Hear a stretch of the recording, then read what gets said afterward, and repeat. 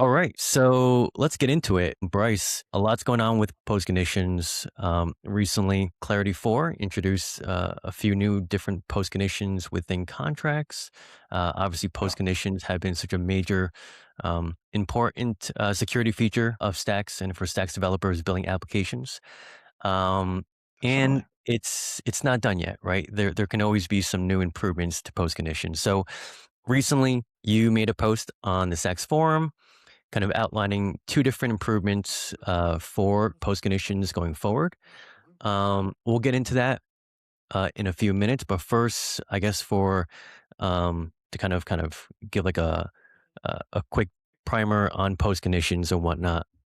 Um, let's kind of have you decipher the differences between post conditions. This is all in the context of a developer using Stacks.js on the front end. If you Okay. can give a primer on the distinction between how developers are using post conditions and when they need to be using post condition mode, or what post condition mode they need to use in tandem with the post condition statements they make. So right Sure. here, I have a typical Stacks.js. Um, well, this is specifically a Stacks Connect call contract function with the signature setup specifying the contract. In our case, we'll call it random contract, invoking a random function.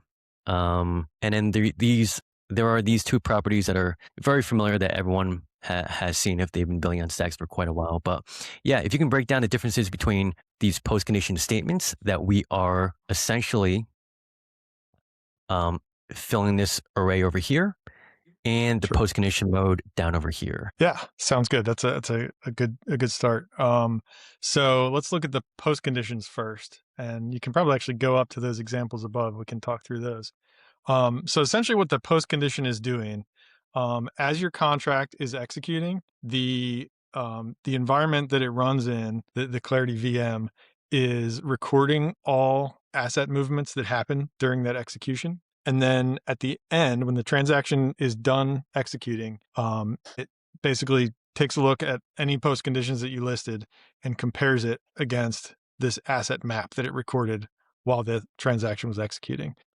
If we look at this first one, this is saying the principal that's specified there, ending in WX3, will send equal to 880,000 of this fungible token that's specified by this SBTC contract and the name SBTC token. So in this asset map that the Clarity VM records, it's going to have an entry for the SBTC token and for this specific principal and see, okay, were there any movements from that principal for this token? If there was, then it will validate that against this post condition. So was the amount that moved equal to 880,000? If it was, then everything's fine. If it was more or less in this case, then it will abort the transaction because that post condition is violated, right? And so you can specify similar conditions for STX tokens, fungible tokens, non-fungible tokens. The second example here is for an NFT, a non-fungible token. And here you're basically specifying the token contract, the token name, and then the identifier for the token. So here we're saying that the asset with identifier U32 will be sent from this principal, or else the contract or the transaction will fail. So those are essentially just specific rules that you need to check upon completion of the transaction. Did this thing happen the way I told it needed to? If it does, everything's fine. If it doesn't, the transaction's aborted. Any changes that were made during the course of that transaction are rolled back. And it's like the transaction never happened, but it does get included in the block as a failed transaction. So for post conditions, I think the best way to also understand post conditions at a deeper level is to kind of understand how it is or where it's flowing within the life cycle of a transaction evaluation. So maybe we can start with this diagram over here and kind of walk through how post conditions are used during that evaluation when nodes are actually receiving transactions and then evaluating and then confirming them. So let's start over at the top over here with transaction start. Yeah, this is a great diagram. So right, the transaction starts. The Clarity contract is executed inside of our Clarity VM. and during that execution, the VM is keeping track of any transfers of assets. So STX, fungible tokens, non-fungible tokens. All transfers from any accounts are being tracked during that execution. Uh, when the execution finishes, now we have this like list of all the asset movements. So this is when we come to our evaluation of the post conditions. Each post condition is evaluated against the assets that moved, and then depending on the mode that we're in, which we'll talk about later, we'll also check the assets that haven't or the assets that don't have rules about them. If they moved, what do we do? And that depends on what mode we're in. Like this figure shows, if all the conditions are met, then everything looks good. The commit state changes and the transaction is successful. If any of those conditions are violated, then anything that happened during that execution gets rolled back. And the transaction is included in the block as a failed transaction. So the fee is taken by the miner, but nothing else affects the state of the network, basically. Okay. And then to pinpoint on what you said about depending on the post condition mode, let's talk more about that and determine how developers can distinguish when or when not they should be using the different types of post-condition modes. To kind of give more clarification on when to use either or, I've put together kind of like a decision flowchart or decision-making tree Great. for deciding when to use allow or deny. And Okay. do let me know if the tree actually makes sense or not. Sure. Yeah, I like it. But yeah, perhaps I can help to kind of walk through this. And if there's anything that kind of seems different or that needs correction, please do call it out. Okay. So from the way we should be understanding is this is that when you decide to use either the deny mode or the allow mode, asking yourself the first question of will asset transfers occur during your transaction? If there's not, then I guess the default that you should be using is deny, right? Because if you Yep. know that there's no asset transfers that are going to happen, um, the prudent approach is to just set your post condition mode to deny. Yeah. And If and to add to that, you'd set it the mode to deny and you pass 0 post conditions. So you just pass an empty list and deny mode. Gotcha, yep, just leave that array in that post condition property empty, basically. Exactly. Yep. And then if the answer is yes, um, ignore this dotted line. I'll get to that in a few minutes. If the answer is Okay. yes, then the next question that a developer can ask themselves is, are they certain which asset transfers will occur? If they're not, the safe approach is to set their post condition mode to deny. If their response is kind of like, maybe, then I think this is where the new proposal for improving post conditions are going to be made. But before we get into that, up top over here, this dotted line, will asset transfers occur during the transaction? If the answer is yes, and if you don't care what happens, then sure, you can, I guess, allow mode, which AKA should be called YOLO mode, right? Right. Yeah. But in most cases, people should not be using this mode unless maybe they're using it within testnet or something.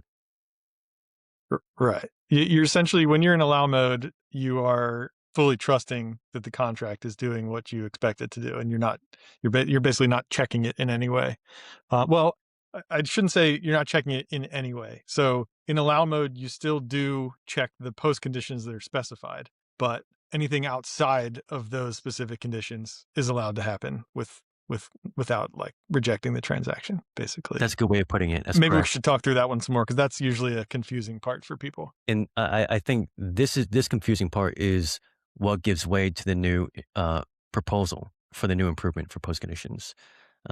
Yeah, kind of. I'd say it's part of it for sure. Yeah, Okay. So yeah. to go back down to this second branch of this decision making tree, um, if you're not certain what asset transfers will occur, the prudent approach is to set your post condition mode to deny. If you're uncertain, like right, if your answer is maybe, then I've broken it up into another set of questions. Okay. And then this is kind of giving away the new mode that's down over here, but which is part of the new proposal for improvements. The next set of questions could be if your answer is maybe you're uncertain, are you certain about asset transfers on just the originator of the transaction? Or are you certain about asset transfers on both what will happen with the originator and what will go on between contracts.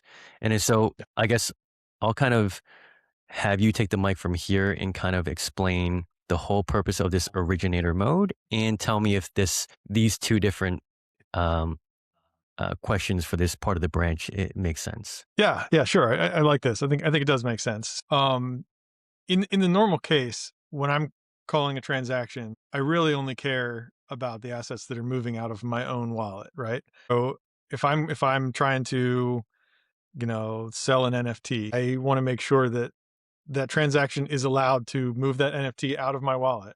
But I also want to make sure that it can't do anything else out of my wallet. And I don't want to have to specify every single asset that I have with like a post condition. So I just say it's allowed to move this one NFT, and then deny mode would say, okay, nothing else is allowed to happen. So that's full deny mode.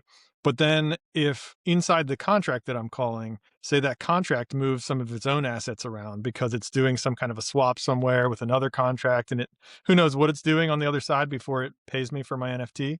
I don't want to have to specify all of that stuff that happens between the contract and whatever other contracts it talks to. So that's where we get this new mode, the originator mode, where I can specify the post conditions for myself. It's basically like deny mode for my own wallet and allow mode for the rest of the network, essentially. And then can you explain the difference between TX or transaction originator versus TX sender? Because I think this is where people can get things a little bit confused. Sure. Yeah. So the TX sender, well, let's start with the originator. The TX originator is the account that is signing the transaction. So this is the initial TX sender, the one that is signing the transaction and probably the one broadcasting it to the network, although someone else could broadcast it, but it's the one signing the transaction. Once you're executing, if you call as contract, then the TX sender will change to the contract. So TX sender can kind of change throughout the course of the execution using these as contract expressions. But the transaction originator, which it's not like there's a clarity keyword for the originator. We have considered it. There's not right now though. But it is just basically the TX sender at the beginning of the transaction execution. Gotcha. Okay, that makes sense. So TX originator is essentially living within the Stack's transaction payload, and TX sender is more pertaining to the Clarity contracts. Yeah, so the TX sender starts off as that originator, but then it can change while executing the contract. Yeah. So, all right, yeah. So, I mean, I guess right off the bat, I mean, this originator new post condition mode, this can make a lot of sense, right? Certain DeFi protocols have very complex Yeah. execution paths within their dozens of different contracts that they might call in between each other. Um, Right. and then this can make sense for those developers to like not have to worry about specifying each post condition statement on the client side, but rather just focus on what the user's assets will do. Declare those post condition statements on the client side for the user. And then whatever happens between the contracts, especially if the developer is very well familiar with their own contracts, then essentially they don't really need to specify post conditions on the front end for their contracts. Right. And especially so even if so this is most important if I'm interacting with somebody else's contract that I don't necessarily trust. I don't care what they do. I'm protecting my own account. But even when I'm interacting with my own contract, that like I do care about my own contract's assets being safe as well. That contract can protect itself using those as contract post conditions that we added in Clarity 4. So the basic model is each entity can protect its own assets. So like I'm protecting my own assets with this transaction level post condition. The transaction is protecting its assets with the as contract post conditions. And so everybody's responsible for keeping themselves safe, which is like that's the model that makes the most sense economically anyway. Considering like how important and unique post conditions are to stacks and for development on stacks, considering the new iterations and features that are coming out for post conditions, whether it be through the new Clarity 4 as contract, restrict assets functions, and with this new originator mode, do you think this is all kind of overcomplicating post conditions for for new developers coming in? I hope not. The goal is to, well, I could see how. So the Clarity 4 changes do complicate things a little bit. Like it is a little bit more difficult um, to think through initially. But in that case, the trade off is between adding complexity in the code versus security. So in that case, we're bending towards security. So we have to add a little bit of complexity to improve the security. For this latest change with the originator mode, I think it's actually the opposite. I think this actually reduces the complexity because now, like we said, I'm only specifying a smaller set of post conditions, and it's the ones that I actually care about. So it's actually simpler to think through. I don't have to think about whatever movements are happening of somebody else's assets. I only have to think about my own. So I think in this case, it's both more secure and simpler. So it's a win-win. Well, I think this decision tree for me is a win as well, considering that I didn't need to change up anything on it. So if I'm able If we to can, get this, before we move on from this tree yeah, though, could we dig in a little bit more about allow mode just to make sure that we get the like the common misunderstanding, make sure we get that idea across to everyone? sure, yep. Yeah. So for this decision tree, um, most of the branches are going to lead you to either setting your post condition mode to deny or the new proposed mode of originator. But yeah, let's go back to this allow mode over here. So before I kind of jokingly said that this is kind of like the YOLO mode for post conditions, but um, any other context that you think developers should be understanding of when to use this mode, if whenever they should? Yeah, yeah. So I would say that like pure YOLO mode is allow mode with 0 post conditions specified. So that's pure YOLO. Like I don't care what happens at all. But the part that people misunderstand a lot is that if you do include post conditions and you have allow mode, those post conditions still get checked. So like if I'm calling your contract and it's supposed to I'm supposed to be paying you 100 stacks as part of this contract, and it's not supposed to be doing anything else. So I put in a post condition that says, um, my principal is allowed to send 100 stacks. Um, it will check that and it will make sure that that's true. But if we're in allow mode and your contract also takes one of my NFTs as part of this transaction, um, it will not report that. So it's checking the post conditions that we specified, but if some other asset moves that we didn't have a condition about, then it just doesn't care. So that's where it's a little bit confusing. It's like the post conditions are still checked in allow mode, but the difference is that anything that happens outside of those is allowed. Where in deny mode, you have to specify every single thing that moves in the transaction. Okay. So if we go back to this example, and just like you said, if we continue and leave in these post condition modes that we've specified up here with Mhm. the SBTC token and the NFT, and if we set the post condition mode to allow this time instead of deny, if these asset transfers for this SBTC token and this NFT, if they actually do satisfy these post conditions, great. Perfect. The transaction evaluation continues. And Yeah. if there's other asset transfers that happen, basically allow mode is saying, sure, allow those other transfers to happen as well. Yeah, exactly. So like if this transaction call caused me to send 500 SBTC tokens instead of 880,000, that would fail because this condition says it has to be equal. If it made me send a million instead of 880,000, it would fail. But if this transaction caused me to send a million STX tokens, it would say, okay, that's fine. You didn't specify any conditions on STX, so it's allowed. That's the main difference between if we were in deny mode, that would cause the transaction to fail, but in allow mode, it's totally fine. Hmm. Okay. It almost seems like allow mode can have its own decision tree. It could, yeah.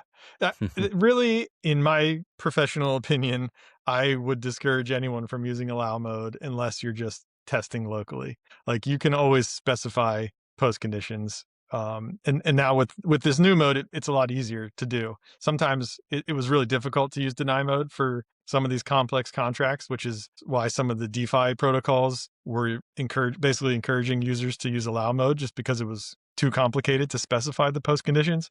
Um, but with this originator mode, it becomes very easy to specify all the conditions that you need. And so I would discourage anyone from using allow mode at this point, Yeah. or once that's live, at least. Yeah. Yeah. And then so with your new originator mode or the proposed originator mode, it'll look just like this, right? Right. Yeah. Okay. I don't know for sure if that is the exact string that's going to be in Stacks.js, but it'll be something like that. Yeah. And to pivot to the second improvement proposal for post conditions, it Yeah. pertains to NFTs. So we have the NFT post conditions set up over here. And essentially right now, there's only two different, I guess, equality statements you can make, right? Right. Right now, it's saying will send asset, meaning the contract execution will send this NFT. And there's also, I believe, will not send asset. So there's two equality statements that you can make right now on NFTs. The third one, if you can explain more about what that will entail. Sure. Yeah. So you got it right. We have those two options right now, and it's just either a yes or a no. And it's not exactly equivalent with what we have for the fungible tokens, because essentially the will not send is the same as saying will send equals 0. And will send in the FT world is the same as saying will send whatever amount. But we can also say will send less than or equal to 1 million. So this less than or equal to is the part that we don't have an equivalent for in the NFT world, because it basically means you could send up to this amount. In NFT world, that means maybe this asset gets sent, maybe it doesn't. So basically the new function here would be may send asset. And so that post condition would be successful if that NFT is sent or if it is not sent. Either way is okay. So you can imagine different contracts where maybe you're doing some kind of a swap where if this happens, I trade this NFT, and if this other thing happens, I trade this one. So you could say may send for both of them, or I don't know. There's probably a bunch of different ways this could be useful, but it came up from real builders that this was something they really wanted to see. Gotcha. Okay. And then however that gets implemented on Stacks.js, it may look like dot may send like over here. Probably something like that. Yeah. Yeah. Okay. The one thing I thought of after we moved on from that other diagram that I should have mentioned was that by not by using originator mode instead of deny mode, so it also allows you to make the transaction size smaller, because like even if you do know all of the asset movements that need to happen and you could specify them all in post conditions, if there's a large number of them, then it's going to make your transaction bigger. And if you really only care about the conditions of the originator, you specify that subset and then your transaction is smaller. So even if it's possible to write them all out, you still might not want to, because you save space, which means your fee is going to be cheaper. Oh, that's actually a good point. Huh. Okay. Yeah. So maybe we Because can clip that. yeah, because essentially the less post condition statements that you have, the smaller the transaction payload you're sending. Yeah, exactly. Because they all get serialized and stuck into that payload. Yeah. Gotcha. Well, that's a good point. Helping users save on fees, even though I think fees for the most part have been pretty low anyways, right? So Yeah, we've had some occasional spikes, but for the most part, they're very low. awesome. All right, well, cool.